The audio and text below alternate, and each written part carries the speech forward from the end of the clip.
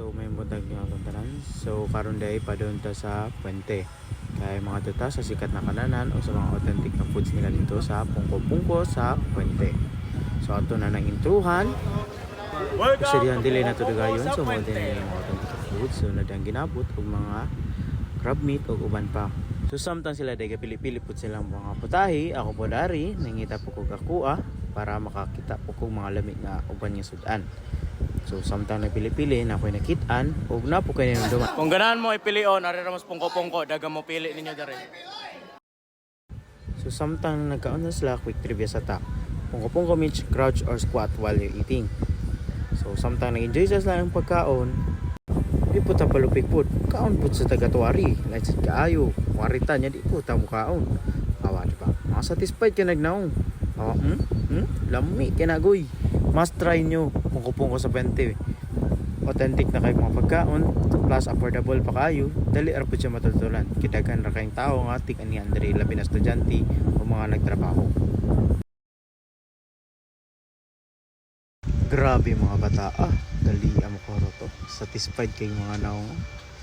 So ako na ninyo guys, may memory na lang gid mo diri para di mo magbahay. So pungko-pungko sa Puente, must try. Karon pahinga na pod mi sa among next stop kay mag pastry na pod mi.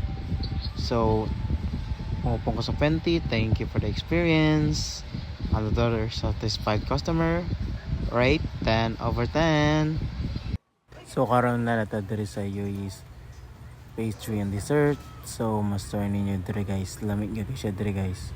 So samtang among mga kauban kay napasuod na among mga kauban kay mamili na diri.